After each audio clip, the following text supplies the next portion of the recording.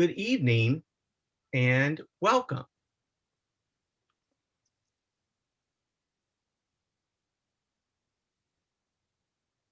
My name is Christopher Fagenbush, and I am the COO at the Pride Center at Equality Park. And at the Pride Center, we provide a welcoming, safe space, an inclusive home that celebrates, nurtures, powers the LGBT communities and our friends and neighbors in South Florida. We recognize that you could be spending this evening lots of other places, doing lots of other things, and we're very grateful that you're choosing to spend time with us to learn about your housing rights. And that's information that you can share with friends and family and those around you. We are joined tonight by several others that we're going to be introducing in the next few minutes. But one of those amazing individuals is our marketing and communications manager at the Pride Center at Equality Park, Nick Zantop. Hey, good evening, everybody. It is a real honor and a pleasure to be here with you all this evening. And I'm really excited to see lots of you starting to join us here on Facebook. So if you are tuning in on Facebook, I hope that you will go ahead and give this post a like, and definitely go ahead and share it with your networks as well. Share it on your own Facebook profile. It really helps us to extend the reach of this and get all of the amazing information that's going to be shared tonight out to so many folks in the community. So thank you so much, Christopher. Thank you, Nick. And Nick is going to be the amazing person behind the curtain and will be popping in with questions. So if you're watching us on Facebook Live, see the little comment section down below, use that and give some questions that maybe you have or a friend or a family member has, and Nick will make sure that we are able to get to your questions and pose those to the brilliant attorneys.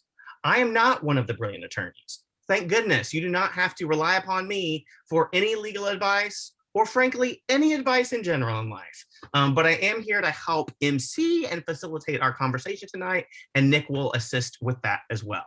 So I do want to introduce one of our amazing collaborators and partners in the community, Alicia D. Herwood, who's the Chief Operations Officer with Coast to Coast Legal Aid. She's a really incredible human being, and she's also spent 14 years focused on social justice and public interest law, with the last 8 practicing in the area of housing rights. So an amazing person to have with us tonight. And in that time, she's focused on persons living with HIV/AIDS, LGBTQ+ individuals, veterans, and seniors.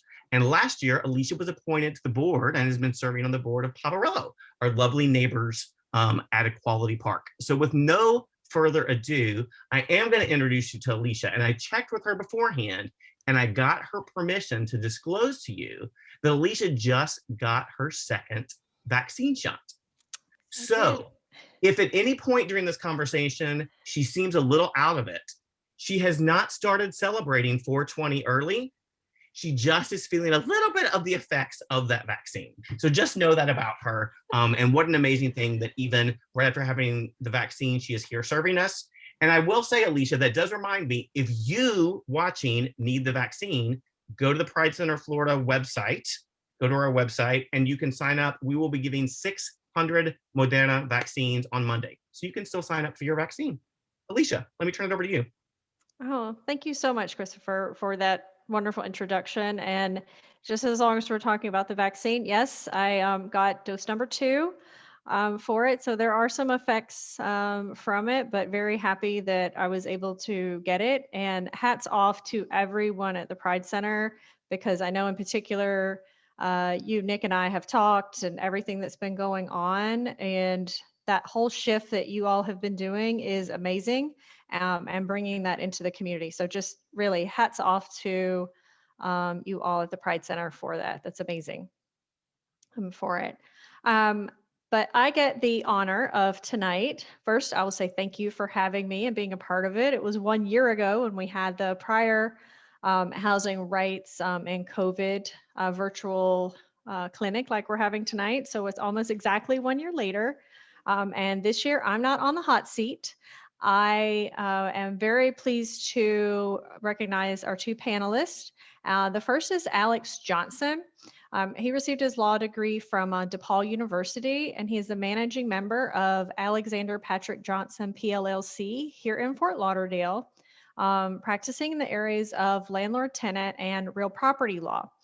Now, Alex has over 200 articles published related to Florida residential landlord-tenant law, and he has actually served as an expert witness for our legal aid programs here in Broward. So he's a wonderful friend of the office and giving his time tonight pro bono to be here and bring this information. Something unique about Alex that anyone who works in housing knows that not that many people represent landlords and tenants, but that is something that Alex does. And that is wonderful to have him here tonight, bringing his expertise. We may get to see Loki and Mongo, his two pugs, where we got to see him a little before we went live. So hopefully they're going to make another appearance for it. We also have Joanne Gallipalt, who is an attorney at Coast to Coast. She graduated from Nova Law School in 2008 and had spent 12 years practicing in private practice in the area of foreclosure law and consumer related issues. But Coast to Coast is lucky enough to get her in 2020, and she's part of our senior law unit to assist in consumer law related matters. On a personal level, she is a licensed foster parent and has opened her home to some incredible children. And she also moderates Women with PTSD United support group. So thank you both Joanne and Alex for being here tonight with us. It is really amazing. I'm looking forward. I mean, I know what questions are coming, but I'm still looking forward to seeing the answers and all of the other details that kind of go along with it. And I will give just the brief part, being the lawyer, and have to put out that disclaimer very briefly to let you know that the legal information provided tonight is not legal advice. It is current as of today, 4/20/2021. And there's no attorney-client relationship that's formed by listening to this clinic. So I got that boring stuff out of the way, Christopher. So, but again, thank you for being the MC tonight. Absolutely. And we're going to try to have as an informal dialogue and conversation as we can, so it's welcoming for people. Again, if you do have specific questions, please just put those in the Facebook Live comment section, and we will bring those forward to Joanne and to Alex. And I just love the fact that we do have experts like Joanne and Alex here. And as Alicia was teaching me, what an amazing really treat it is to have someone that's an expert and an advocate both for landlords and tenants. And I recognize our audience is made up of homeowners that have questions probably about mortgages and have questions about homeowners associations. We've got folks watching that are renters. We've got folks that are watching that are landlords. And so I just want to let you know, we're going to try to jump around among topics and among questions so that you stay engaged and you know that we're meeting your questions. So just know that if you're in one of those categories and you haven't heard questions yet, they're coming. And we will, I promise, make sure that your needs are addressed here. So with that said, I'll kind of throw it out to our amazing panelists. You know, I've heard a lot about sort of foreclosure moratorium and maybe a June 30th date and what's going on and what's good. So let me ask you maybe some questions for those homeowners out there that may be concerned about mortgage payments, foreclosure, that kind of things. What should I do if I'm a homeowner right now and I can't make my mortgage payments on time? Hi, Christopher. I'm going to jump in on that question. And before I do, though, I just want to, just like Alicia did, I just want to thank you for having me here. I'm a member of the LGBT community. I'm really excited to work with the Pride Center. And I'm excited to get this information out there. If anyone has additional questions, even after the clinic is over later tonight, they're always free to contact me by phone or email. And I know Alicia is going to provide that information later on as well. So I just wanted to start by telling you, how happy I am to be here. And also to disclose to you that at any moment, my 1-year-old might bust through the door. You'll hear him before you see him. So, screaming child, you know it's coming from me. I kind of want that to happen. I can almost guarantee it. I think like it would be really entertaining. And so I kind of want it to happen. Yeah, he's like a battery. He just like charges up and then he just, explodes. But all right, so back to your question about what you should do if you can't make your payments. The very first thing you should always do with any creditor, whether it's a lender or a credit card, or an auto loan, any type of loan, always contact your lender. If it's a mortgage, contact the servicer. You can find the phone number for the lender or the servicer on the billing statement that you receive every month. And you really need to contact them first and let them know that you're anticipating having an issue making your mortgage payment the coming month. I mean, in an ideal world, you want to give them that information before you actually miss a payment. If that's not the case and something unexpected happened and you can't make a payment and now you're behind, same thing, get on the phone with your lender. With COVID in play and with the CARES Act that was passed, there are certain protections in place based on the type of loan that you have. So one of the important questions you want to ask your lender is, what type of loan do I have? If it's a conventional or a private loan, as you know, can go by either name, the CARES Act doesn't really apply to you, but some of those lenders are trying to mirror the same protections that the federally backed lenders are offering to their borrowers. So some of those protections include things like forbearance plans, deferment agreements, or deferral agreements for the amount of money that you might be behind. So call your lender, find out what type of loan that you have. Crucially though, you just can't miss a payment and not expect there to be a repercussion for that. So if you don't call your lender and you just, a lot of people get stressed out by it, they want to not address the issue, they decide not to call, they sit on it and they wait. The problem with that is there's a possibility you could be considered to be default on your loan, and that could invite a foreclosure action to be filed against you. So don't go that route. It would also affect your credit. And even if you did find the finances to get your property out of foreclosure, now you have court costs and legal fees that have accrued when potentially that didn't have to be the case if you had just communicated with your lender. So that's my best advice. I'm going to come back with some further questions on this for you momentarily, Joanne, but let me pose the question over to Alex. If I'm a renter, same issue. What do I do? What do I do if I'm a renter and I can't make my rent payment? Well, thank you for inviting me here tonight. And the answer to that is similar to Joanne's, which is you need to contact your landlord or property manager and explain your situation. There is the CDC Moratorium on residential evictions for non-payment of rent.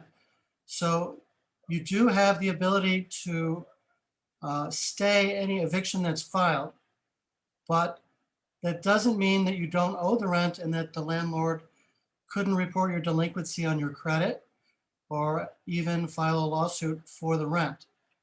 But the main thing is, if you're experiencing financial difficulty, to talk about it with your landlord and try to work it out. The CDC moratorium was passed in October and it goes through June 30th. So ultimately, if an eviction is filed, you can invoke the moratorium by filing a CDC affidavit with the court, and that will most likely result in the court staying your eviction proceedings until June 30th. So Alex, tell me more about that. So like, okay, I've heard about this thing, that there's this moratorium. Maybe I've heard that, is there a difference in Florida than some of the national stuff? Like I have friends and family in other states, and it seems like they may have a little bit more protections than I have here in Florida. Like if I'm trying to get the protection through the moratorium, I heard you say that I could file this form. Like, how do I go about doing that? Okay, so right now there's only one moratorium in effect in all of Florida except for Dade County. In Dade County, the mayor has initiated his own moratorium on execution of writs of possession.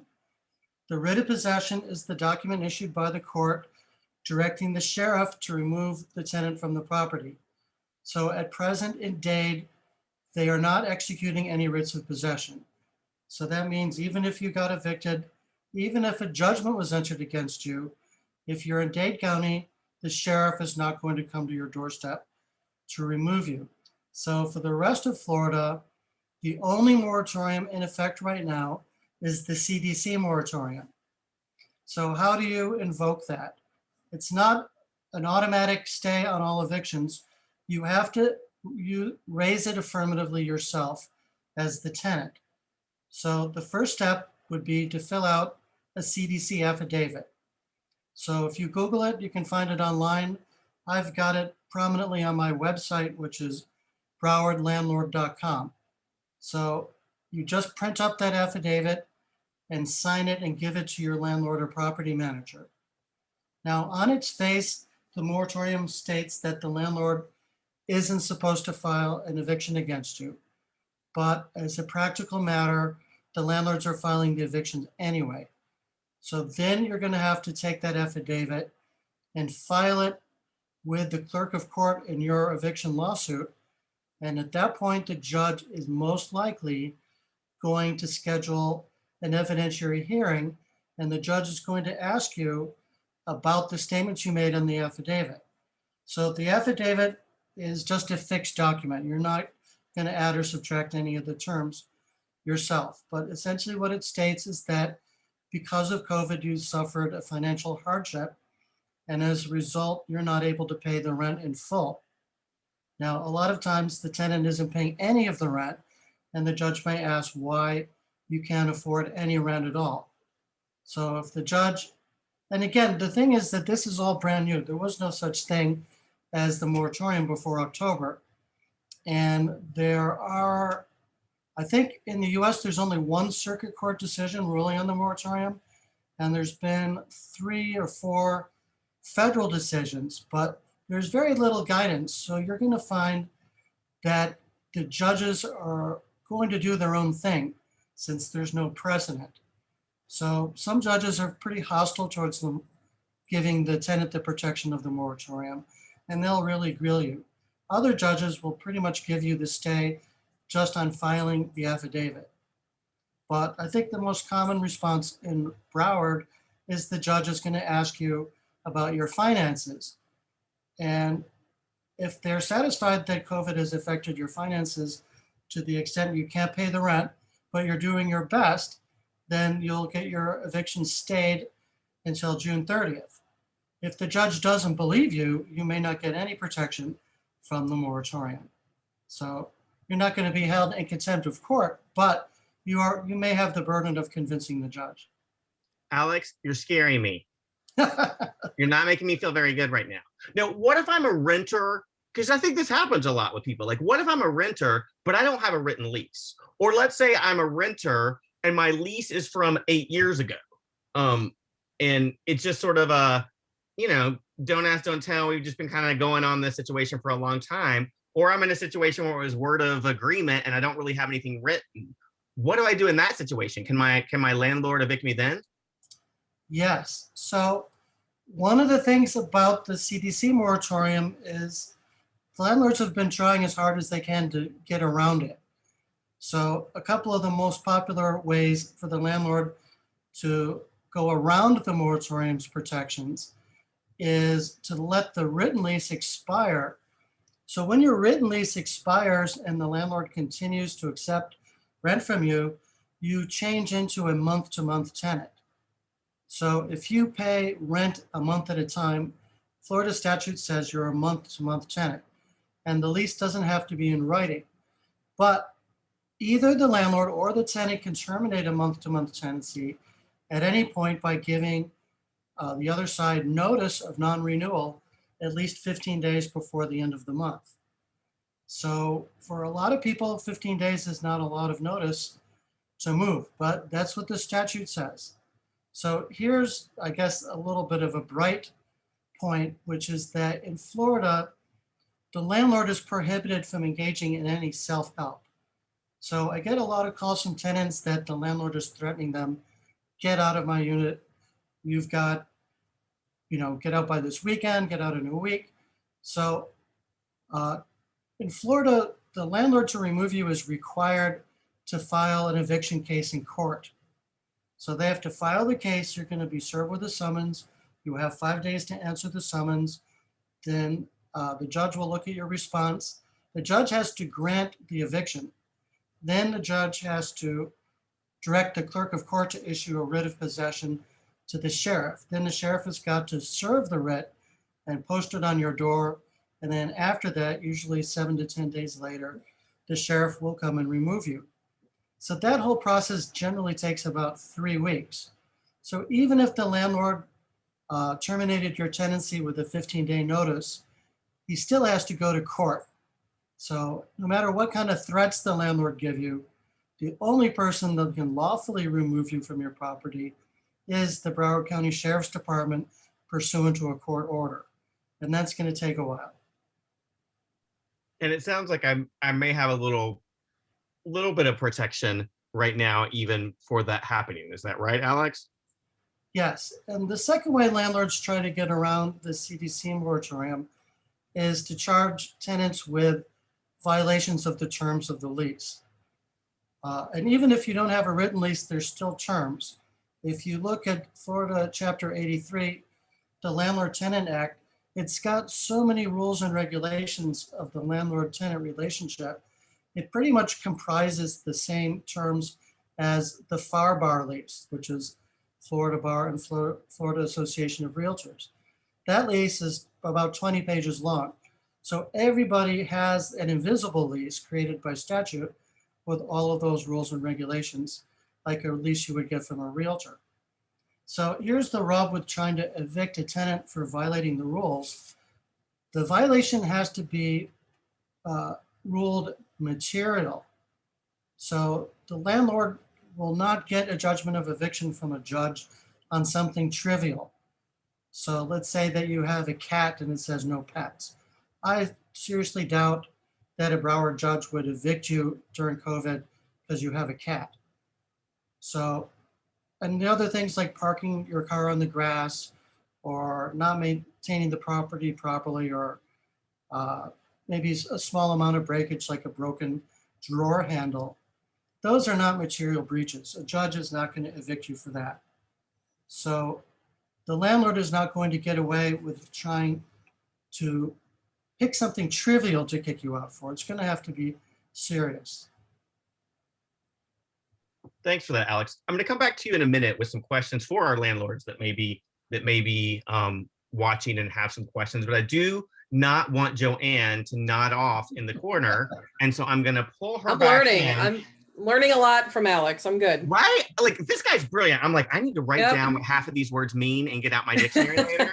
But I am learning a lot, which I'm really appreciative of. So, speaking of like terms and wanting to learn terms and be a little smarter here, you referenced earlier a forbearance agreement. So maybe you could tell me a little bit more about that, Joanne. Like, what is a forbearance agreement?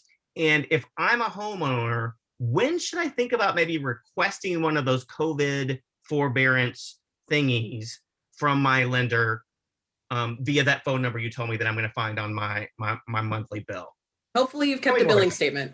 Okay. Sure. Hopefully you've kept a billing statement. It has all the contact information from your lender on it. A forbearance agreement is an agreement provided by your lender that allows you to pause or reduce the amount of your payment for a certain amount of time, but it's limited. It doesn't mean, because you will. And the CARES Act provides certain protections to borrowers right now when it is time to pay those back. For most of these loans, if you can't make your payment and you do wind up having to ask your lender for a forbearance agreement, there's no additional fees or penalties or interest that are going to accrue. That's part of the CARES Act. That is no additional penalties beyond what you would normally be paying under the normal course of payment under your mortgage loan. You don't need to submit a paper application, which is part of the CARES Act. You can most of the time do it right on the website that your lender provides, or you can call up your lender and do it verbally over the phone. All you need to do is request a forbearance. I think they do ask an additional question about whether or not the property is vacant that you can respond to. It does not preclude you from obtaining that forbearance, even if it is. But I think that's an additional question they've been asking. Joanne? Sure. What do you mean when you say it doesn't preclude me from doing that? Sorry about that. Yeah, so it's your lender is asking you to verify to them whether there's somebody living in the property or not, and that's for their purposes. So I just want our audience, whoever is watching, to just feel comfortable and confident. If the property is vacant, it's perfectly okay for you to tell your lender that it is. you can do that. You can be truthful. It's not going to reduce your chances of getting the forbearance. As a matter of fact, if your hardship, your financial hardship is due to the COVID-19 pandemic, you're entitled to that forbearance if you have a federally backed loan. So I need to always make that distinction. So when I talked earlier about calling your lender and finding, if you can't make a payment, having this conversation with them, that's why it's really important. The most important question you're going to need to ask right now is, what kind of loan do I have? You have a lot of protections in place if you have a federally backed loan. And I don't know if I went over what those loans were yet, but if you have a HUD loan, if you have Please do go over them. I think that's helpful. yeah, if it's FHA, VA, which is a military loan, USDA, Fannie Mae, Freddie Mac. If you have one of these, and that really comprises most of the loans that our borrowers have. So if you have one of these loans, you can get this fast track forbearance in place. The loans that are not federally backed, as I said, some of those lenders are not offering the same protections to their clients, unfortunately, and it makes it a little more difficult. But still need to call, still need to see what they have available. The initial forbearance plan, when you do request it, typically lasts 3 to 6 months. And then if you need more time to recover financially, you can request an extension on it. For most loans, the forbearance can be extended 12 additional months if needed. And then there's some additional information. The CARES Act, the foreclosure moratorium portion of the CARES Act was just extended in February this year. So it allows you to get, I think, 2 additional forbearance extensions of 3 months each if they're needed during this time when you're having your financial difficulty. The one thing I do want to stress, though, is if you can make your payment, make your payment. Coming out of these forbearance plans, sometimes it's difficult. There are avenues to get borrowers back on track with their payments now, pursuant to the CARES Act. Again, that's kind of the overarching legislation that's, making all these parts move. But it's still, we're still seeing a lot of people call in. They're having trouble coming out of forbearance. They think they're going to get a loan modification. The lender hasn't received all the paperwork that they need to review the loan modification. Or there's a problem with their income and they're not able to continue making the payments they were making before. So if you can make your mortgage payment, continue with your mortgage payment. If That's you're one of the things struggling, I was gonna Sure. ask you, Joanne. Sorry to interrupt. Sure. No, you're okay. I was gonna ask is I think there may be some folks watching that were part of this clinic last year that maybe kind of moved into that forbearance period, and maybe now they're at a place where they're looking at and assessing, am I ready to start making my payment again? Like, am I ready to come out of this and start looking at making mortgage payments again? So I guess from your perspective, because I heard you referencing that you've got some folks that maybe started that process and then realized it was premature and got a little nervous, or they've run into challenges. Like, what things should I keep in mind and what should I do if I'm looking at, am I ready to come out of this forbearance period and go back to paying?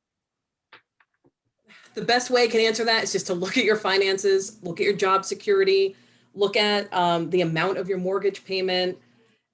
You just have to be able to write down your, really, it's just a numbers game. You look at your expenses, you look and see, is your job secure enough right now? If you're working in the restaurant industry and you're on reduced hours and maybe this week was good, but maybe next week may not be as going as well, that might be a little bit different. Maybe you're not fully back on your feet financially to be able to start making these payments. Those are really the things you got to consider. If, God forbid, if you contract COVID, right now, a lot of people are getting their vaccines and that's fantastic, but these are considerations people had to make, is keeping your house something that you want to do long-term? There's just a lot of financials I think you need to take into account. But if you have the finances, you have them steadily available every single month, make your payment. You don't need to be in one of these programs where you risk having to come back into payments, owing money, and then have to work out some additional arrangement to get back on a normal monthly mortgage payment plan. So if you can pay your mortgage, certainly pay it. It's going to alleviate a lot of stress down the line. If you can't make your mortgage payment, it's okay. There are programs set up for you. And if you have a federally backed loan, you know, it's not going to be as bad as if you have a private loan, because they're just not bound by the same parameters as the federally backed loans are right now. So I hope I made that clear. You did for me, and if you did for me, then you probably did for lots of folks watching, because I'm not necessarily always the brightest bulb in the box when it comes to this stuff. So I do want to pull Alex back in, because I feel like Alex may be just playing with both of the pugs right now. That's what I would be doing, not to don't blame him. Don't blame him one bit. But I'm going to pull Alex in for a second, because I'm mindful that, you know, we have landlords that are watching this and are probably having some financial concerns at this point themselves. So what about, for instance, you know, Alex, let's say I'm a landlord, and let's say that I'm also retired. So just for instance, I live in a fourplex, I rent out the other units. I depend on that rental income to live and pay my bills. I don't have a mortgage on the rental property, it's paid off. So looking at this whole idea of sort of forbearance wouldn't be an option for relief for me right now. What kind of avenues do I have for myself and protection? And obviously I don't want to in any way endanger my tenants, but I'm in a really tough situation right now. What are my options? As far as getting financial assistance, or as far as dealing with non-paying tenants? Let's say both and. Okay, so there are programs, although they're spotty, where the CARES Act money is being used to provide rental assistance. So I've seen here in Broward, in evictions for non-payment of rent, the judges set the case for mediation, and then out of the blue, Broward County will email me and ask if the tenant would like to apply, or the landlord, for rental assistance. So this CARES Act money distributed by Broward County is there for tenants that have had financial hardship because of COVID. And of course, it has to be hardship because of COVID. So in one of the cases where Broward said they might be able to help, the problem was that the tenant decided that they didn't want to pay the rent because the landlord wasn't quick enough fixing the toilet. So they weren't experiencing financial hardship. They just didn't want to pay the rent. So in that case, they did not get rental assistance, and the judge did in fact grant the eviction without even a hearing. But if the tenant is having hardship, there are county programs. Another institution that often comes in to rescue tenants is our churches. So if the tenant's a member of a church, or even if they're not a member of a church, a lot of institutions do provide temporary rental assistance. So that's an avenue worth looking at. But just like working with the lender, you really want to try to work something out with your tenant, because a landlord is never going to come out ahead financially with an eviction. They've got the expense of the eviction. Once the case is filed, obviously the tenant's not going to pay the rent anymore. So most likely you're going to be out 2 months rent, and then you're going to have a vacancy until you get a new tenant. Then you got to renovate the unit, repaint and recarpet. And then if you use a realtor, that's another month paying the realtor's commission. So you might be out 4 months rent. So if you can work something out with the tenant, it's better for everybody. And if the tenant's hardship, like in Joanne's example of the restaurant worker, as everybody's getting vaccinated and we're starting to see light at the end of this pandemic tunnel, it could be that the tenant's going to get back on your feet, and everybody would benefit by working with each other instead of having a knee-jerk reaction. So that's always best when the landlord is like a human being. Where it becomes difficult for the tenants is when you have some sort of a Wall Street landlord, and they tend to be completely inflexible. So one thing I would just point out as an attorney is that, you know, the law is a set of rules. And if you're in a fight with your landlord as the tenant, don't be shy in using the tools that are available to you. So some people feel like it's wrong of them to file the CDC affidavit and get their case stayed until June. But if that means sleeping in your car, I would go ahead and do it. If the judge feels bad about it, the judge is going to ask you about your finances. But you do have this tool available to you as a tenant to file the affidavit, and that probably will get you, keep you in your house until July. And at that point, maybe your finances are better. But some landlords are very stubborn. I just had a case last week where we got the case stayed all the way back in November until the end of March. So the tenant hasn't paid any rent in about 6 months. The case came up right at the end of the moratorium because it was set to expire March 31. The judge in this particular case was not happy about granting the stay. And he actually sort of flipped out when he found out that my client, the tenant, was out of the country. And he said, well, if you can afford to be traveling internationally, you can afford the rent. The other thing that mitigated against that tenant is that her written lease finally came to an end. So even though we did have the protection of the moratorium, that doesn't kick in for staying after your lease is up. So with the two things that it looked like she wasn't experiencing financial hardship and that the lease was up, the judge immediately granted the eviction. So the judge is going to look into it. But she did get 6 months rent for free. The interesting thing in that case, which perplexed me with the landlord's behavior, is that this is a Wall Street landlord. This is like a 400-unit complex. The tenant actually owns her own hotel in South America, and she was in the process of trying to get the revenue from it. She was more than willing to pay the 6 months back rent, but since the landlord wouldn't negotiate, she ended up walking away without paying any rent. So I thought that was stupid on behalf of the landlord. So the tenant is gone now, living someplace else, but they got 6 months of rent for free. So if you're a tenant, take advantage of the tools that are available for you. That is great insight there. I love that. Take advantage of the tools that are given to you. I also have written down on my paper, Wall Street landlord. That is my new term of this portion of the conversation that I am going to write down: landlord, Wall Street landlord. So let's do a little housekeeping just for a second. One is that Nick has very graciously posted in the comment section links related to rent assistance for tenants. So if you are looking, or if you have a friend that's looking, or a tenant that's looking, or a family member that's looking for rent assistance for tenants, some of that has been placed in the comments. Because I do not multitask very well, I am not looking at the Facebook comments. Nick is, of what's in there. Nick, have we posted in the comment section this CDC waiver? Am I using the right term, Alex? Waiver? It's an affidavit. Affidavit. Have we posted that in the comment section, Nick?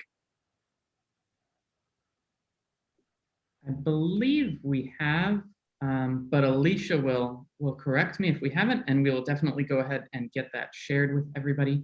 And again, if anybody has any questions for our amazing panelists tonight, go ahead and drop those in the comments right below, and we will be able to pass those along to the panelists. And Alicia has messaged me that the CDC affidavit is there. So again, in my mind, Alicia is wrapped in her like Snuggie on the couch, perhaps with some tea, perhaps sucking her thumb in the fetal position. But she's there and she is getting us information and we're real appreciative of it. I had to pop in. I don't have it yet. I'm just still drinking a lot of water in my Pride cup for it. I It love says that. love. So I'm just still drinking the water. But yes, Nick, I've sent him some information and he's doing the post. So he's doing a great job. I'm just kind of like here in the background. But yeah, the CDC moratorium's there. Perfect. Broward County and Fort Lauderdale rent assistance programs. Those links are going to be added in there as well. Oh, I love that. So people can just go right there to the For comments and get that anyone that needs affidavit. Alicia, go back. I want fuzzy slippers. I need fuzzy slippers. I need a robe. I need it all to be happening right there. So Joanne and Alex, I'm just going to keep throwing this in regularly, that at any point that pugs or one-year-old want to make an appearance, this is a welcoming, safe space for pugs and one-year-olds, and they can make an appearance at any point. Okay, I'm actually okay with 1-year-old being quiet right now. That's okay. I will support it, Joanne. I have a feeling you're going to get your wish at some point. I mean, you can only stay quiet for so long. Fingers so crossed. Fingers crossed. I'll keep you So, posted. Joanne, if you're open to it, can we talk a minute about like homeowners association issues? We certainly can. I Yep. would love that. So, Okay. let's say that I've followed, and I know you're not giving legal advice, but I followed your wisdom here. And my mortgage company has approved my forbearance. So can my association still require me to pay my assessments? And what happens if I don't? Two things. The most important thing is next year when we have this housing clinic, I do want a Snuggie party, because if Alicia is going to be on the couch, then I feel like we should just all do it.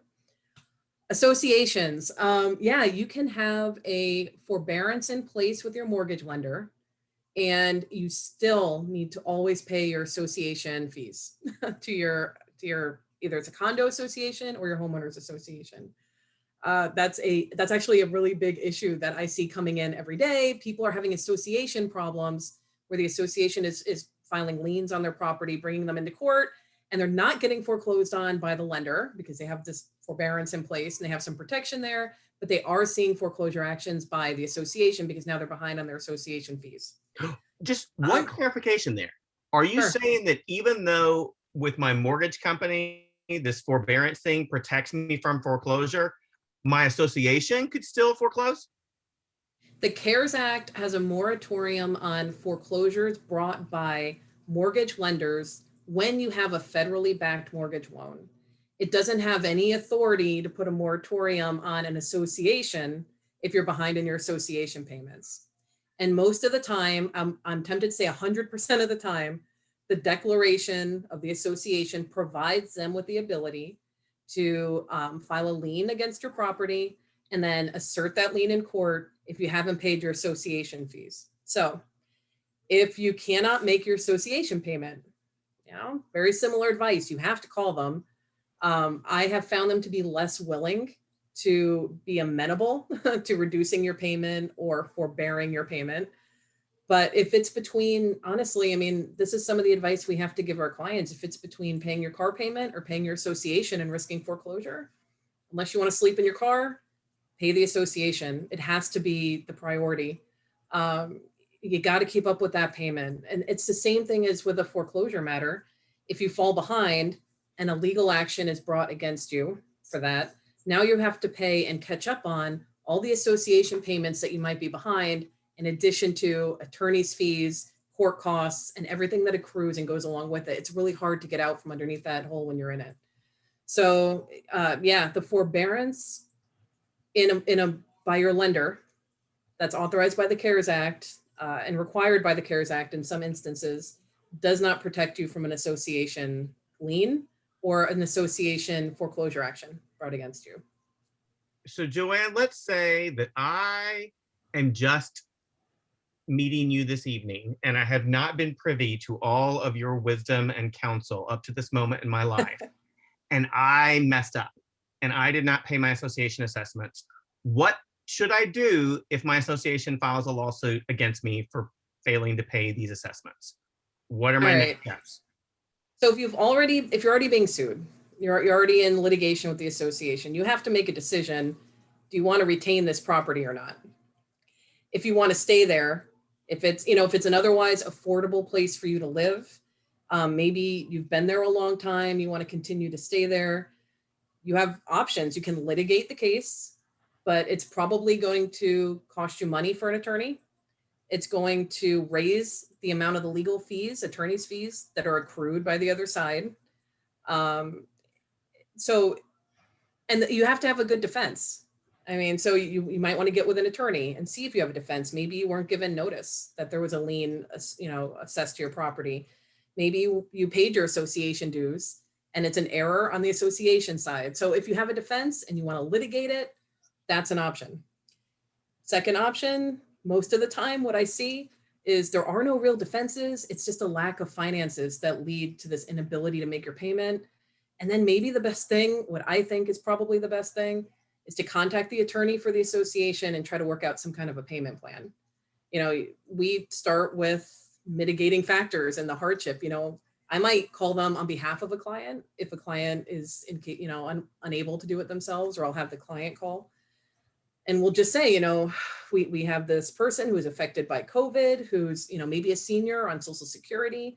They want to get caught up on their fees. What kind of a payment plan can you give us? And then maybe we can negotiate the amount of monthly payment that our client ends up paying to get caught up.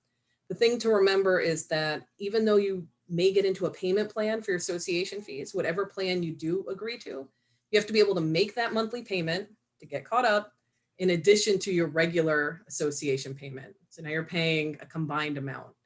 So, if you can avoid it, avoid it. I know it's not always our choice. I mean, life happens and things happen and we roll with the punches as best as we can. But if you ever have the option and you can decide to pay one thing and not another, pay your association fees. Christopher, can I add a comment to that? No. Of course you can. Of course you can. That was a mic drop, Alex. Okay.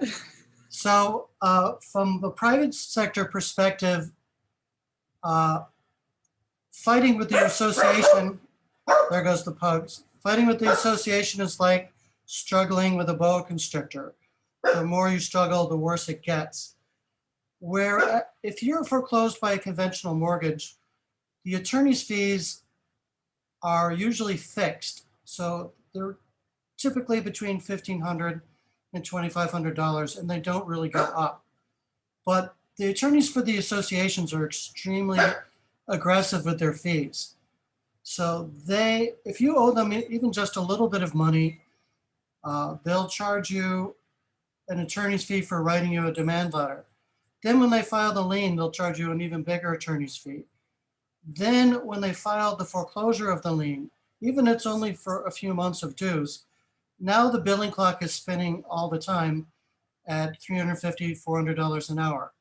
So you'll find that an association attorney is charging 400% more than a mortgage foreclosure attorney.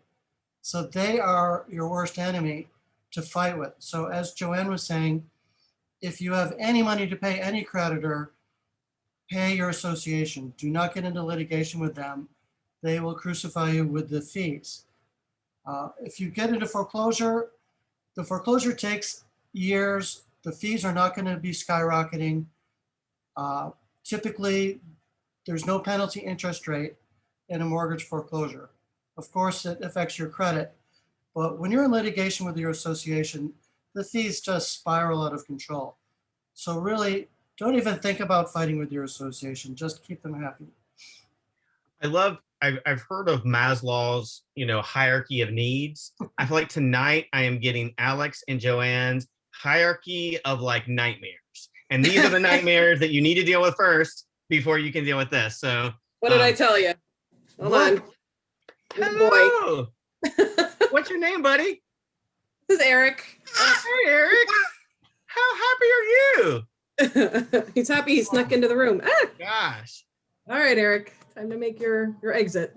Eric, Bye-bye. you are awesome. You can be the star of this show as far as I'm concerned. You could sit here. That's fine. Absolutely. Alex, you are going to have to pull in the pugs, or at least you have a beautiful drawing of the pugs. We may have we've got babies and dogs. Like this is like the way to keep an audience, babies and dogs.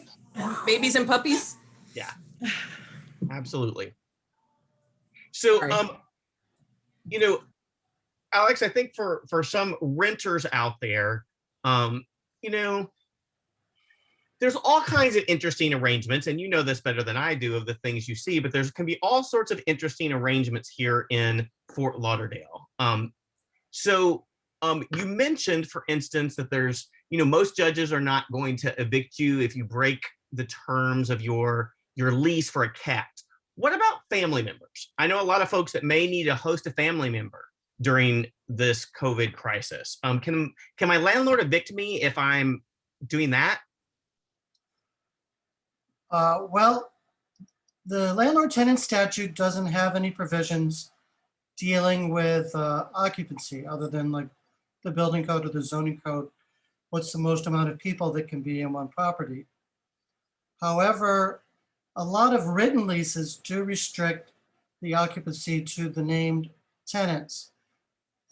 some leases have restrictions on how long a guest can stay in the property.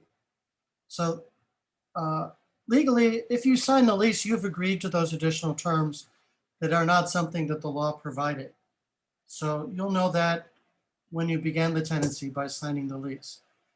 I don't see a Broward County judge evicting you because you had a family member staying with you during COVID. So again, it has to be something that's deemed material. So obviously, if someone is staying with you, they don't have anywhere else to stay. So throwing them in the street, plus you, doesn't really do society any good. So I don't see that happening. That's good news. See, you do have good news for me. I love it. What about, I've gotten the question before from tenants. So like, okay, I can't be evicted right now, but there are landlords that are facing financial challenges right now. What are the rights of a tenant when their rent includes utilities, but the landlord stops paying the bills? So that is one of the laws that does protect tenants. It's 8367 prohibited practices.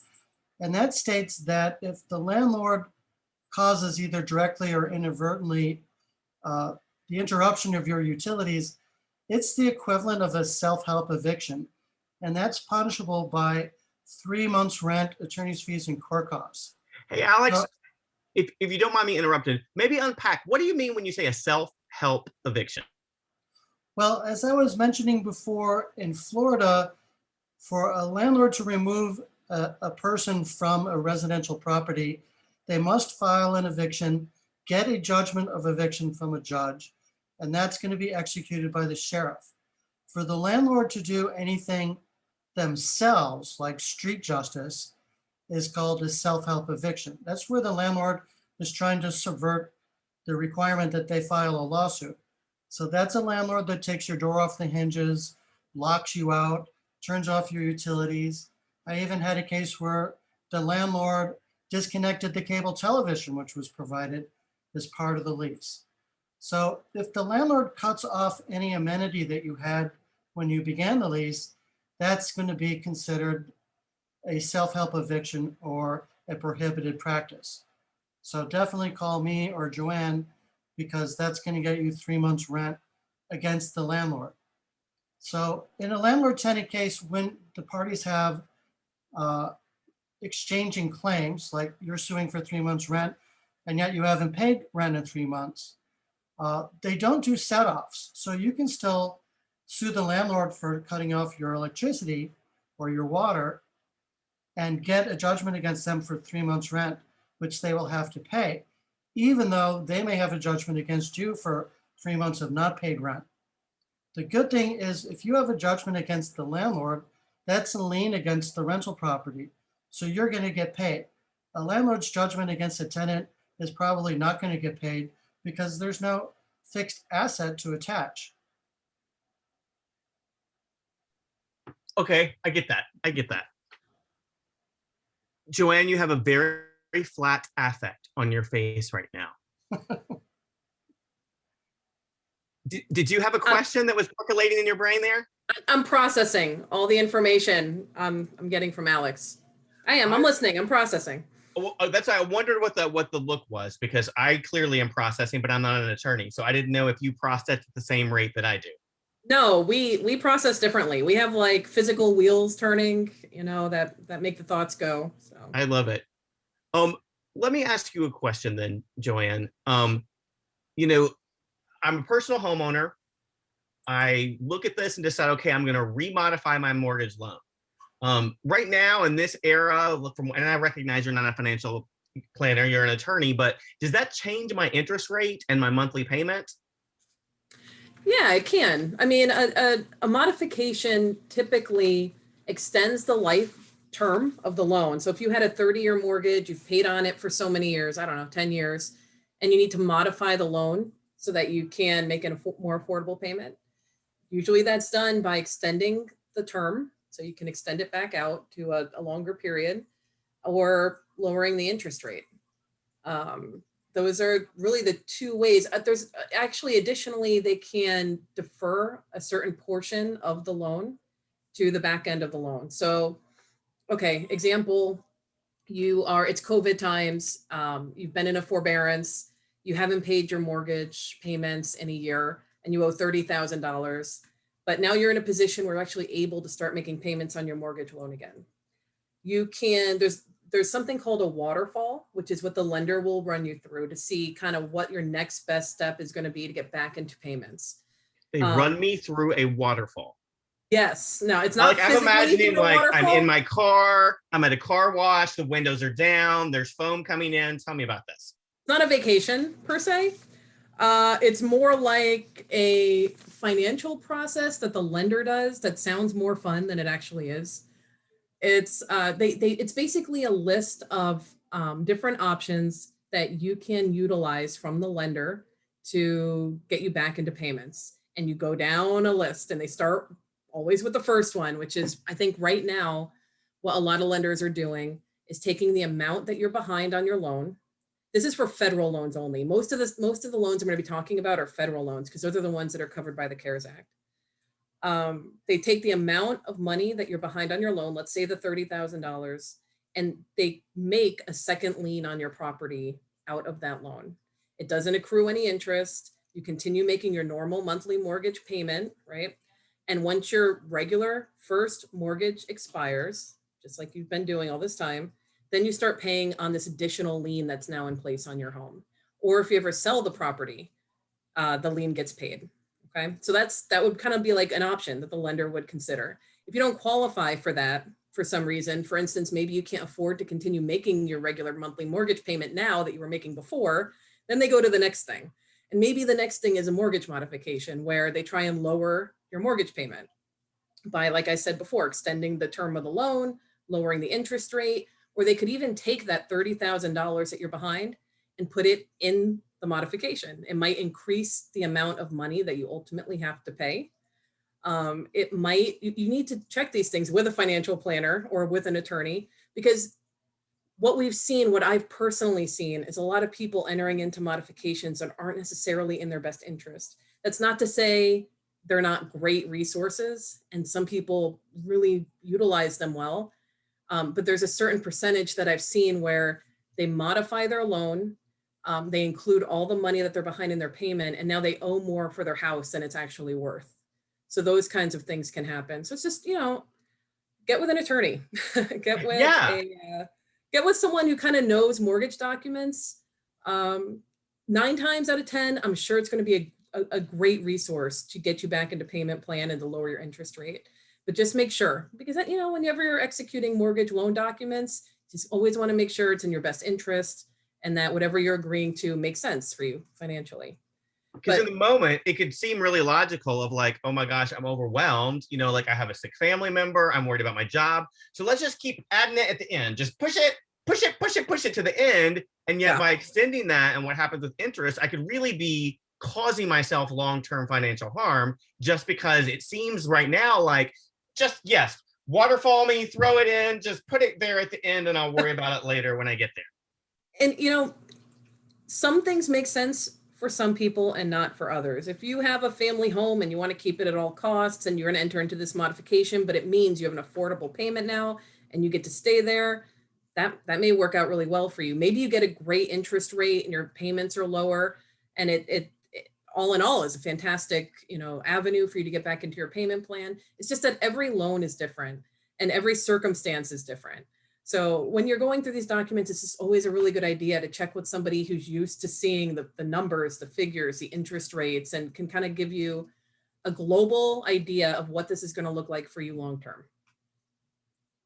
Let me ask, just because I recognize we're coming up on an hour together and there may be some folks that are like, okay, I've really got to go watch. I don't know. I don't watch much TV. Like what's on TV tonight? I don't know if it's American Mickey Mouse Club at my house, Coco Melon. Perfect. There you go. So we're watching Mighty Ducks at my house. I have a 10-year-old right now. So, but people may be getting off here. I recognize neither of you are fortune tellers, unless I'm mistaken. But what's going to be happening with these moratoriums at the end of June? Like, is there a chance that these things are going to get extended from the CDC? Is there not a chance? Like, What is your sense of this from working in the field, both of you, every day? What are we looking at is going to occur this summer? I mean, I guess I'll take the first leap here, Alex. I don't know. I'll start with I don't know. And then I will expand upon that only to say, to me, it does not appear that it's going to be likely that these moratoriums are going to continue to be extended. We have a lot of people that are getting vaccinated. We have a lot of programs in place, to help homeowners that have been struggling. I'm not getting a sense that there's going to be additional extensions, but I don't get paid the big bucks to actually make those decisions. So kick it to Alex and see if he has any other insight.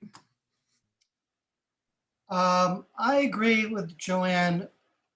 From a legal perspective, there are getting to be more and more court decisions declaring the CDC moratorium unconstitutional or unenforceable. So about a week ago, the Supreme Court of Texas said that as far as they're concerned, it's not the job of a state court to enforce a federal regulation. So if the CDC wants to stop landlords from filing evictions, let them enforce the rule. But all the courts of Texas are not going to. Then Ohio, Tennessee, and Georgia also had federal court decisions saying that the CDC moratorium is unenforceable. So it looks like it's starting to crumble.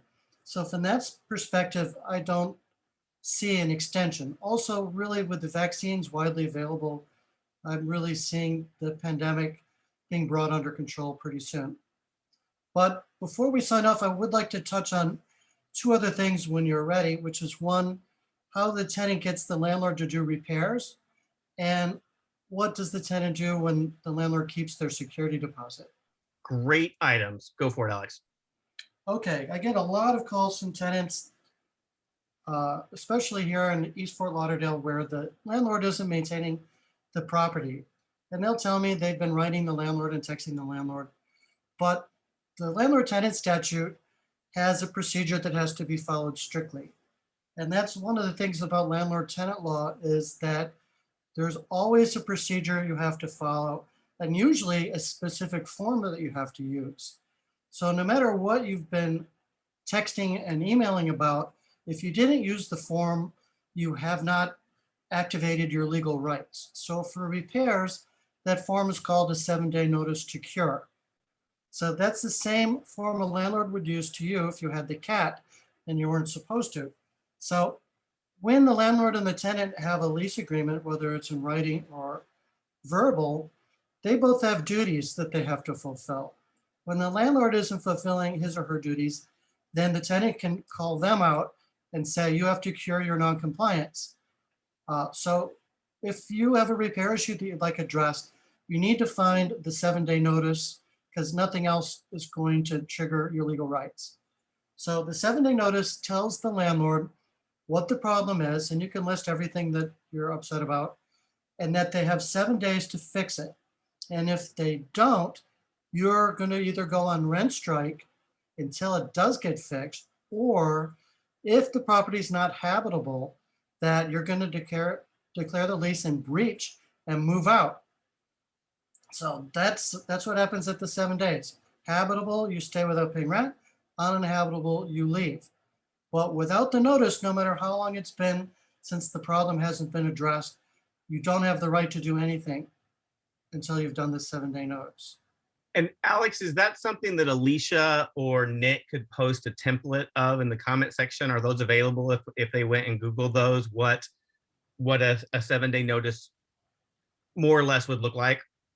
Well, I do have that on my website, browardlandlord.com, and that's free. And just go to the tenant section and look at the repair chapter. Perfect. Now, Absolutely. the second thing, And the second Alicia thing I just get a sent lot me of- Alicia just sent a great infographic, and we actually shared that in the comments just now as well. So if you go ahead and click that link, you can check out all that awesome information. Aren't Alicia and Nick amazing? It's like they are capturing every word that Alex and Joanne are sharing and putting it into useful links for us in the comments. Really great work. Keep going, Alex. Okay, so the second thing I get a lot of calls about from tenants is their security deposit. So that is probably the area of landlord-tenant law where the law is strongly in favor of the tenant. So I know a lot of tenants are nervous as their lease comes to an end that the landlord's going to keep their deposit. And then they do precisely the wrong thing. They don't pay the last month's rent, thinking, well, the landlord's going to keep my deposit. So that's the wrong thing to do because now you're breaking the lease. So the law really protects tenants very well in getting their deposit back. And here's how.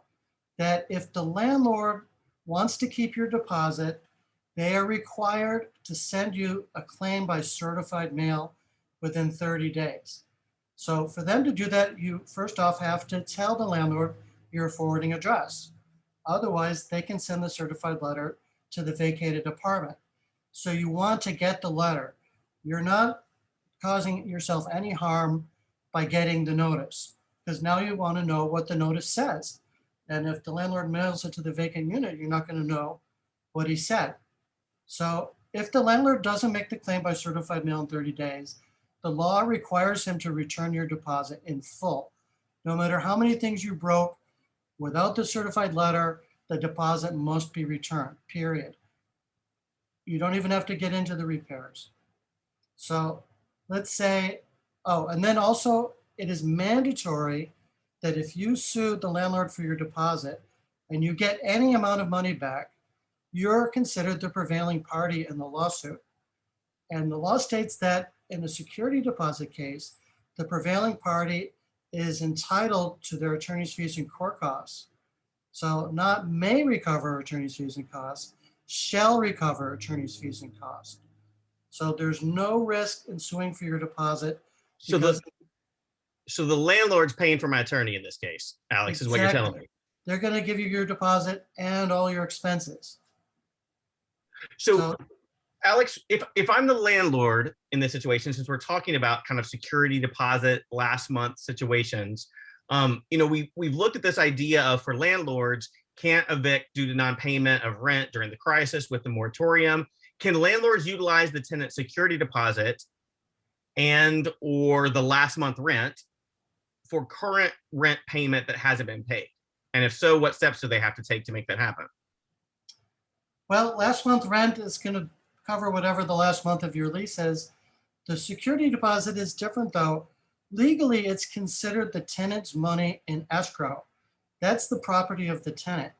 And the only way the tenant doesn't get their money back is for the landlord to follow the procedure to make a claim with a certified letter.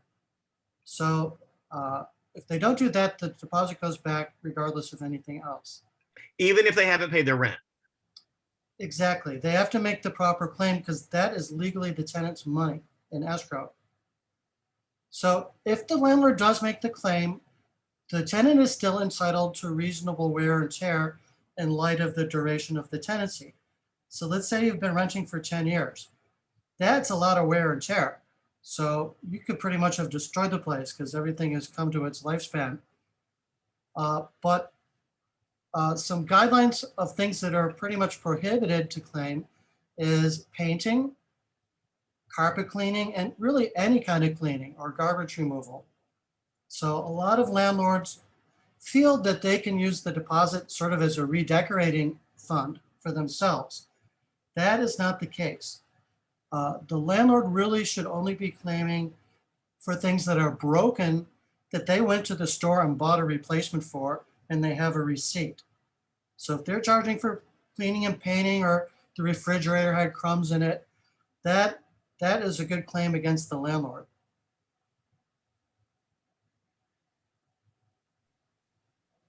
No redecoration fund. I'm writing it down so that I know right now. Here's an interesting sort of little question. Joanne and Alex, consider this like the face-to-face battle round. Are there questions that you all have for each other as this conversation has been going on tonight? Has it raised issues in your mind, perhaps for clients you've served or issues that come up for you? What questions might you have for one another? I mean, to be perfectly honest, the vast majority of calls I receive because of my particular position at Coast to Coast, they're mortgage related issues, they're credit card related issues, consumer debt issues. I'm fortunate to not have to deal with the legal, web that Alex works within. I do. Okay, so here's my question for Alex. Which dog is that? What was his name? And what's his name? This is Loki. Okay. And I think he's probably a great office pet. Is that the case? He's only been to the office once to take a publicity photo, but otherwise, no, I don't bring the dogs to work. Oh, is he a spokes dog? Yes, Are you his agent as well, Alex? yes. Okay. And what percentage you charge him for work? 10%. Okay. I didn't know what your standard fee was there. Glad you made an appearance. Makes me feel a little less guilty about my 1-year-old coming to the camera. So You shouldn't feel guilty about that. That was a highlight for me. Alex, do you have any questions for Joanne? I think that Joe and I are in complete agreement on all aspects of landlord-tenant law. My only observation with regard to doing the forbearance or the loan mods is that because of CARES, the lenders are very generous in handing them out. I've even heard of cases where people got put in forbearance without even asking for it. But the caution to that is that could be harming your credit and your ability to refinance. So I wouldn't go into a forbearance lightly because it may make it impossible to refinance. And I'm really glad, Alex, that you raised the credit reporting issue, because I know Christopher had mentioned to me earlier, or mentioned to Alicia, that somebody did have a question about credit reporting. So my only comments there would be that because of the CARES Act, when lenders are reporting these accounts to the credit bureaus, they're required to show the same status of your loan as your loan was in prior to the COVID pandemic. So if you were 30 days delinquent at the time that the COVID pandemic originated, your credit report is going to continue to show 30-day delinquency. If you were current, it's going to continue to show that it was current. And Alex, you're shaking your head. Did I misstate something? No, I'm agreeing. Oh, okay. I got nervous there for a minute. Oh. But what you can do, what's important that you can do right now is you can get up to 6 free copies of your Equifax credit report every year and monitor your credit and ensure that all of those transactions that are actually appearing on your credit report should be there and they're accurate. So that's something you can do if you go to www.annualcreditreport.com. You can request a credit report. They're free. And that way you can kind of monitor exactly what's happening and what the lenders are reporting. So Joanne, regarding that with credit, is that true both for homeowners regarding their mortgage and for renters? And how that could affect credit, especially if we're dealing with some of these, what do we call them, Wall Street landlords? What issues are renters facing with credit reporting? I'm gonna actually pass that question to Alex, because that's not something that I typically. It's not your area of expertise, but No, Alex, it's what really are you not. seeing with credit and credit reporting for renters that may be facing challenges during the pandemic? Well, I think you hit on it. It's the Wall Street landlords that ding your credit. You have to be a commercial customer of one of the bureaus to report negative credit. So if you have a mom and pop landlord, they're not a customer and they're not going to report delinquencies to your credit. But the quote unquote Wall Street landlords do it all the time. And that is where the most amount of harm is done to the tenant's credit. It's very, very rare that a landlord ever bothers to get a money judgment against a tenant for the back rent or even the attorney's fees. But the Wall Street landlords do put it on your credit, and that's where the harm is dealt. And I'll just add on to that. I'll just make one final comment regarding credit. And this goes for credit card debt, automobile debt, all different kinds of debt. If you're behind, if you can't make your payment, ask for help, which means call your lender, let them know you're struggling, see what's available to you to kind of help you stay afloat and not fall into delinquency. If possible, and this is mostly for credit card cases, pay what you can. Mortgage companies, when you fall behind on your mortgage payment, they will not accept a partial payment. You have to bring your loan completely current in order to make your next monthly mortgage payment. So that doesn't always work with mortgages. It can potentially work with auto loans or with credit cards. So, call your lenders, pay what you can, and stay up to date on your credit report. Request free copies of your credit report, review them, make sure everything's accurate on them, and that'll kind of help you keep your credit together. And it helps you understand what your debt is, what your score is. And if you do need to do something like Alex was talking about, if you need to do a refinance, if you need to make a purchase, you kind of have an idea of what your credit score is, where you need it to be, and what you need to do to make that happen. And I really appreciate for both of you being upfront and honest about this. I feel like for so many people in our sort of Western capitalist culture, talking about things like debt or unpayment brings along with it so much shame and stigma.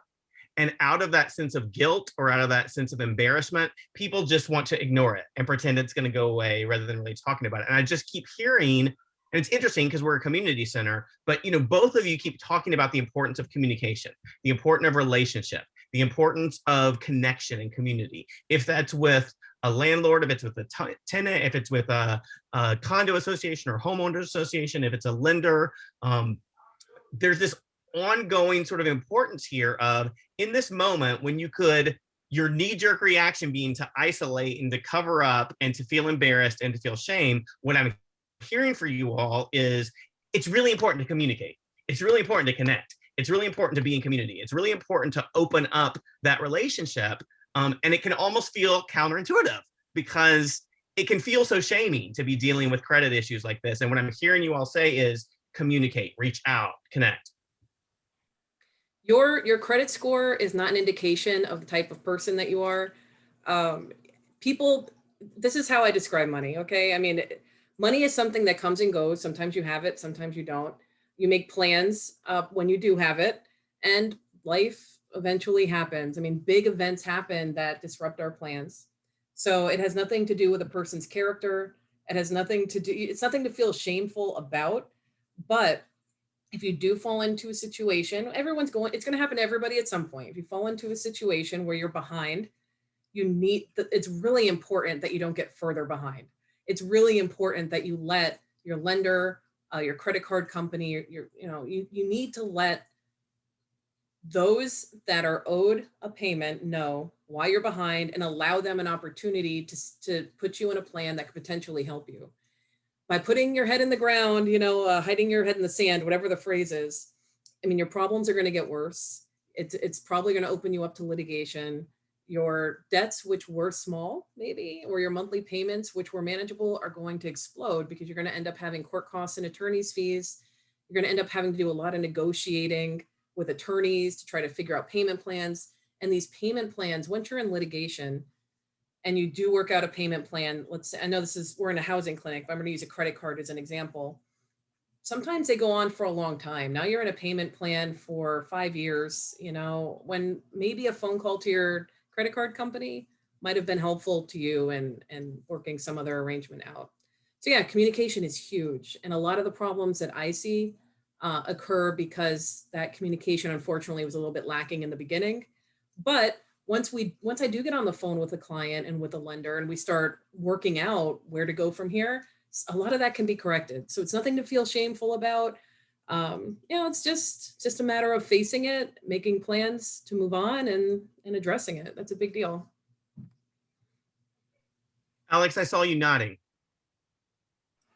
Well, I know it's a housing clinic, but since Joanne was encouraging people to check their credit, one of the big developing things these days is identity theft and financial fraud. So definitely keep an eye on your credit and check your bank accounts, your credit card statements. It's amazing the different schemes that take place to either clone your credit card or steal money from your bank account.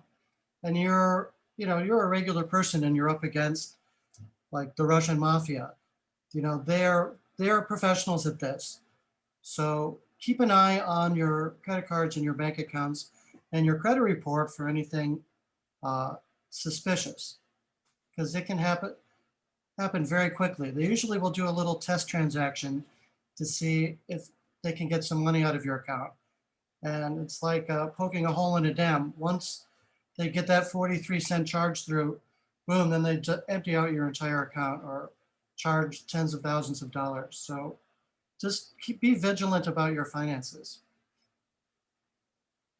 I feel like we're getting some really good add-on benefits, both from Joanne and Alex this evening, and we're getting extra wisdom out of you, and you're not charging us. So I really appreciate your all service there. I do want to just check in with Nick and Alicia. Are there questions that you all feel like, hey, I really want to make sure that our panel has the opportunity to kind of hit on this item, or we didn't really address this, and let's give a moment to make sure that we do. Nick or Alicia, did either of you have anything that you wanted to make sure that our panel was able to address or look at? To me, it looks like our panelists have done a really, really awesome job of covering a really comprehensive array of questions that might come up. I don't see any comments or questions from our audience at the time. And I don't see any questions from Alicia. Alicia, do you have anything that you would like to ask our panelists tonight? I didn't have anything to put out to Joanne and Alex with questions. One thing that I wanted to mention just for anybody watching is there's still remote hearings that are going on within the Broward County courts and other courts as well. And we're going to post the link in the chat. Nick has it for it, but to remember that it's still a court hearing, but there's a tip sheet of what to do and what not to do. And little things, you know, of keeping anything that's identifying of where you are for it. Try to find a quiet place, test out your Zoom, you know, beforehand to get on it. And Alicia, just some should other people not put beaches in Australia behind them during the court hearing? Is that like pro or con? I'm going to say that's a pro, because anytime you're bringing in Australia into it, I say that's a positive. Jarvis Bay in New South Wales there behind me. But also what Alex is going here with his Alex options. the cat attorney? Yes. Is Alex the cat attorney right now? He is the cat attorney. So attorneys do have the same things that happen to them, little quirks. That video, the viral one, is just hilarious. I'm not a cat for it, but it was hilarious. But just some tips and things for people to keep in mind so long as those remote hearings are going on. And that is something, you know, we don't know how much longer it's going to go that way, but some pieces of that could still linger in the court system for it, because some of that has streamlined things. So for anyone watching, we're going to have the link in the comments that, like I said, it's just, what do you do to have access? What do you do? What do you not do? What features do you need? And just other successful hearing information in there. Because, you know, Joanne and Alex have talked a lot about kind of what their rights are, but, you know, when someone gets served with that eviction or with a foreclosure or some, you know, any some other type of hearing, and then they're told, oh, here's a Zoom link, and if you're not familiar with it, they're like, oh gosh, what do I do for it? So we want to make sure to provide that information for everyone. But no, they've both provided so much great details about the questions. And I remember being on the hot seat. So you both did wonderful. I want to follow up on something Alicia just said, though, before you jump back in, Christopher, because she was talking about getting served with foreclosure documents. And I don't want to let that opportunity go by without without just saying that you always need to, if a process server comes to your door and drops off legal documents, first of all, read them. They probably will give you 20 days to file a response to the documents that you've received. So if you get those documents, it's really imperative you reach out to somebody with some kind of legal knowledge, probably an attorney, that can help you respond to whatever it is you just received in the mail. Or actually, you won't receive it in the mail. You're going to receive it by a process server. Someone's going to come to your door. If you fail to respond to a lawsuit that's served against you, you are at risk of being what's called defaulted in your case, meaning that legally you've agreed to all the allegations that are made against you by the opposing side. So if a process, I couldn't let that opportunity go by just to say, if you ever served with legal documents, certainly read them first, call an attorney second, and then figure out what your next legal steps are from there. I think that makes me think one more thing, if you want to talk about it, Alex, because I know one of the questions that always come in with housing is, I did get served with this. The eviction was on my door for it. So some people aren't familiar with posting for the notice or for it. So if you want to briefly just give everyone a heads up as to how you get served in an eviction action. Yeah, so evictions are probably the only area in law where you can be served by them leaving the papers on your doorstep. So the rule is that the process server has to make 2 attempts at handing you the papers at least 12 hours apart. After the second attempt, if you're not there or you don't answer the door, they're allowed to leave the papers there, and that counts. So you are now served. And then you will get a follow-up copy by US mail. So once that occurs, your 5 days is starting to run. And at the end of the 5 days, the plaintiff can ask for a default against you for failing to answer on time. That's taken very seriously in evictions. Evictions are expedited proceedings. And if you don't answer within the 5 days, that is it. You're going to be defaulted. So you cannot extend the 5 days in an eviction by making a motion for additional time or a continuance like you could in a foreclosure. So if you're a tenant and you're getting the vibe the landlord is getting ready to evict you, it's not unknown that you never know that those papers were posted. Maybe you're in a big complex and somebody threw them away, or someone took it, or maybe they never even got served. But if you think that the landlord's going to file an eviction, go online to the Broward Clerk of Court and type in your name as a defendant and see if there's any lawsuits. Because if the papers are dropped at your door, you may not know about it at all. And the eviction can go all the way through with you having no idea. I've had plenty of people call, and the first they knew about it is that the writ of possession is taped to the door. So you've already lost the case if that happened. So it's too late to defend yourself. The sheriff is coming. You need to call U-Haul. So again, check with the clerk of court and see if there's a case against you. Do not hide in trash can or in the bushes to avoid the dude when he comes with the papers. It's going to happen anyway. Go check clerk of courts. I got it. I got it. Hiding in the shower and being really, really quiet until they leave, not an effective strategy. Alicia, I think you were sharing something else when we got off there, and so I want to make sure that we're able to get back to what you were sharing for a moment. Well, yeah, like I said, just about the remote hearings and then the information that Joanne and Alex put in. Some other things that are put in the comments. Nick has been wonderful to add those kind of all along, as you've said earlier. There's also a link to our online intake for Coast to Coast that you can apply online anytime for it. So that is added in the comments for anyone that wants to reach us. And then I also wanted to mention our Mobile Justice Squad, which is part of the senior law unit like Joanne. And I know I've talked to you all about that at Coffee and Conversation, but that is for our 60 plus population that are homebound.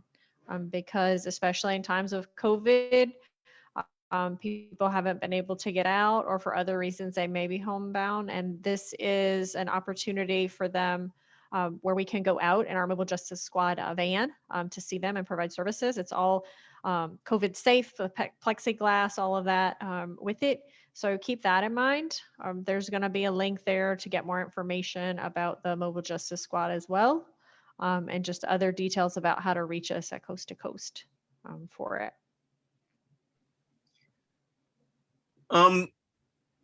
Joanne, Alex, what wrap up comments might you have, or final thoughts you might have that you really want to share? I mean, we've covered a lot. We've covered what to do if you can't make your mortgage payment. We've covered what a forbearance plan might look like, modifications, what to do if you get served with litigation papers. Final comments. I mean, I guess my final thought would be, if you can avoid being late on your payment, if you can avoid having to be in forbearance, if you can avoid needing to restructure your loan, then most of the time that's a good thing. If you can make your payments, make your payments. If you can't and you need to utilize these resources, like I've continued to say, they're there for you to use them, you know, if you're struggling. And then never worry about reaching out to an attorney at Coast to Coast, or never worry about finding a private attorney to kind of guide you through the process and make sure that the documents are correct, that everything's going to run smoothly. That's why we're here. Yeah, communication is key, like we've talked about with your lenders. And there is no shame in needing help when you can't make some kind of a payment. Just keep the line of communication open and ask for help when you need it. That's pretty much, I think, what my final thoughts are. Alicia, can you think of anything that I might have left out? Alicia, I think you maybe Stop. I was on mute. I have myself Oh. quiet. I caught it. That had to happen at least once in the Zoom meeting, right? Someone had to have the mute on. No, Joanne, I think that you really covered everything very thoroughly, you and Alex both.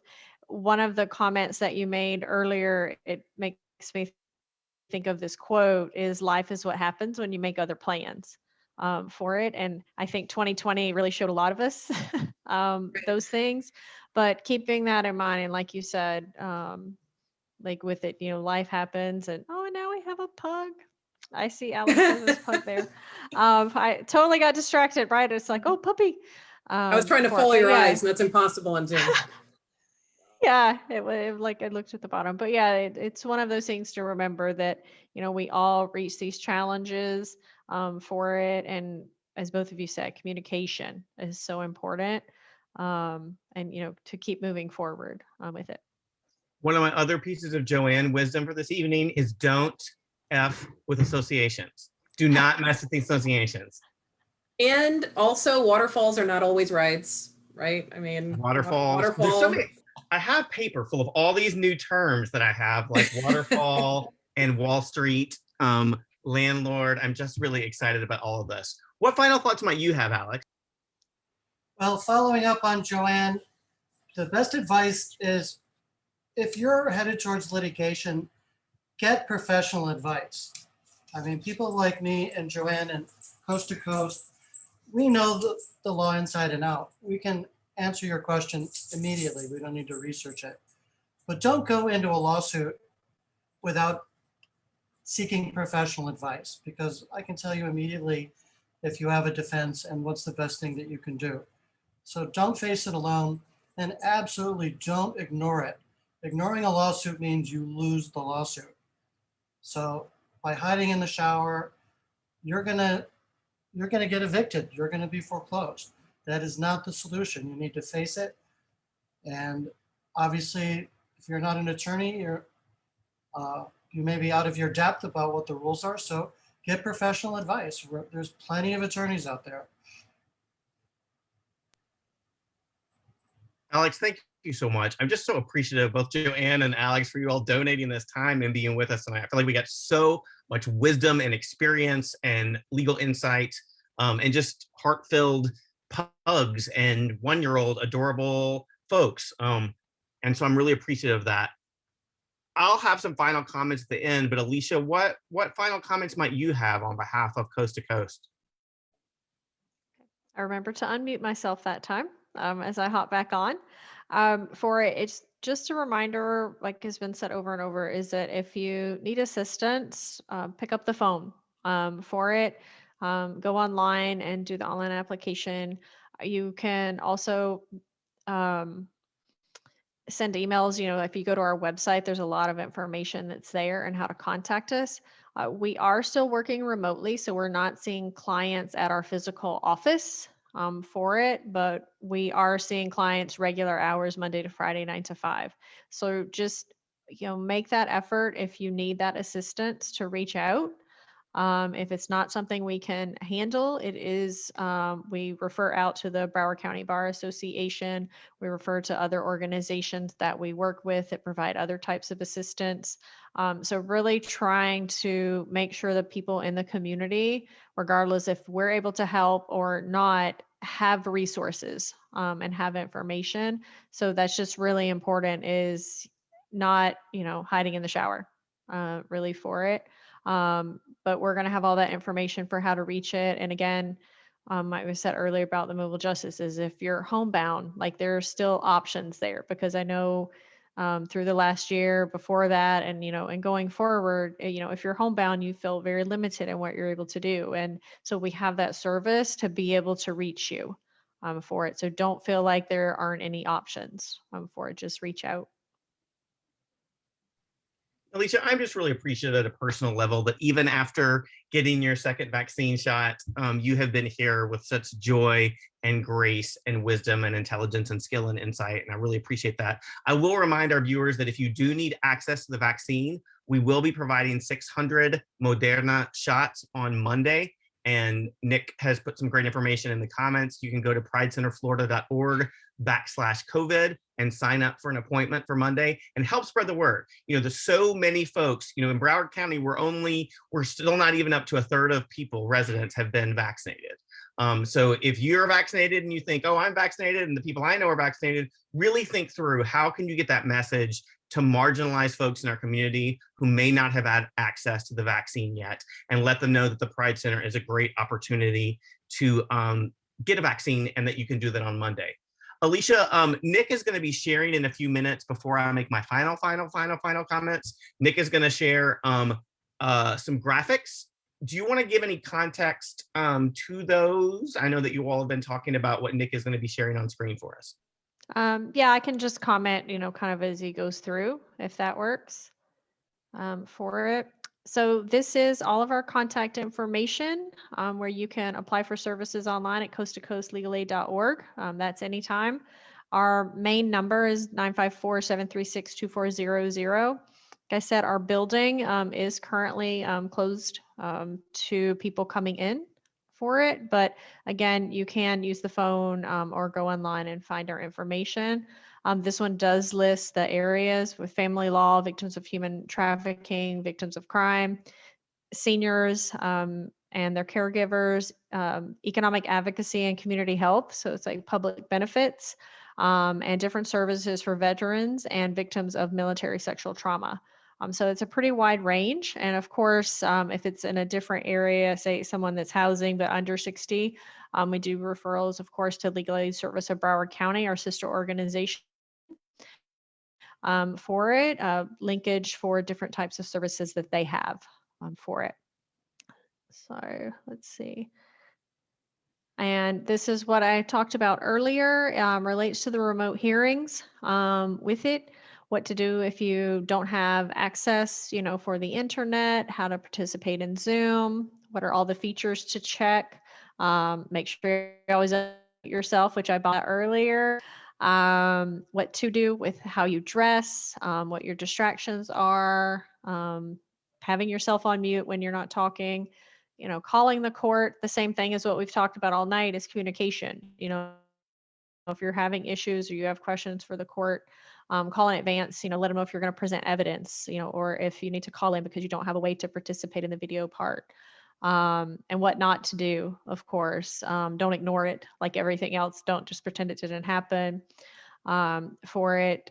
Don't talk over other people, which is something you shouldn't do in regular court, like in person anyway, with it. And then just some other tips there. So we'll have that information there. There's going to be a link to it in the comments. So I won't read everything to you, but so that information is out there.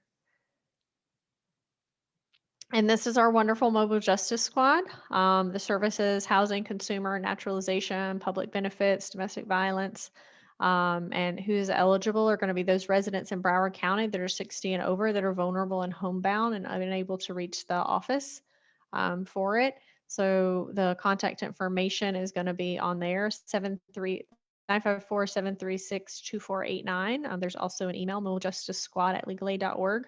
but reaching out, or if you know someone that may be in need of those services, to provide that information to them, that would be great for the community.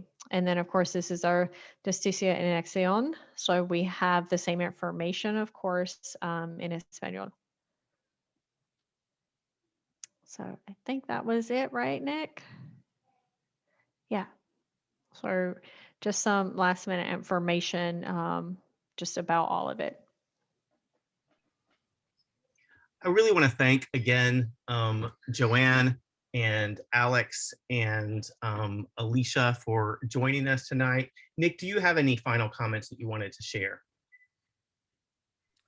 Sure, I do. I think one thing that's really important to note is, especially when we're doing all of these virtual engagements, one thing that we really lose is that kind of in-person touch. We can't see how many people are in the room, but I just checked the stats and it looks like we've had around 140 people who've actually tuned in tonight to hear what we've had to say. And I think that's really, really amazing. And we never know who the individual whose life that we've helped to touch in some small way is. And being able to see that we've reached around 140 folks so far, and that number is going to keep going up as all of you out there give this a like, give this a share, leave some comments below. That really helps to extend the reach. So the more folks who engage, the further the reach goes. It's kind of like a ripple in a lake.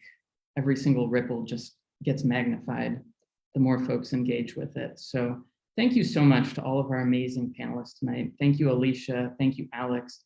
Thank you, Joanne. Really, really amazing information. As a new homeowner myself, there was some great stuff shared tonight, and I really appreciate all of your time, especially during COVID. Amazing information. Absolutely. And as Nick shared, this will be available here on the Pride Center Facebook page. It'll be shared coast to coast and others. So this is information that you can come back to, your family and friends can come back to. So I'm just very appreciative of the partnership, the ongoing partnership with Coast to Coast. And as an infomercial, Alicia and Nick, there's a part 2 coming. Yes, we do have part 2, and that is going to be on May the 4th. So may the 4th be with you. Maybe we'll wear Star Wars that day. We'll see, but we're going to be back. And that one, that clinic is going to relate to domestic violence, but safety in times of COVID for it, because what has come out from it is not everyone was safer at home. But going through different information related to domestic violence and other tips and information so people understand what their rights are. So again, another Know Your Rights clinic. With it, there will be just a piece of that relates into housing, because again, not everyone is safer at home. So we will talk about some different rights that relate there. But that is coming up on May the 4th. And Yeah, very so that's- excited. Yeah, very excited to partner with you all again, because Absolutely. it's just the best working with the Pride Center. It really, We love really working is. with you all. Yeah, we love working with Coast to Coast Legal Aid. So that one, the second part, is going to be at 7 p.m. on May 4th. And it's going to touch on legal rights relating to domestic violence, intimate partner violence, temporary injunctions, and remote hearings. So definitely tune in for that. Check out our Facebook page and Legal Aid, Coast to Coast Legal Aid's Facebook page, and you'll find information about the event there as well. Yeah, make sure you're following Coast to Coast on Facebook. And again, we want to thank Joanne.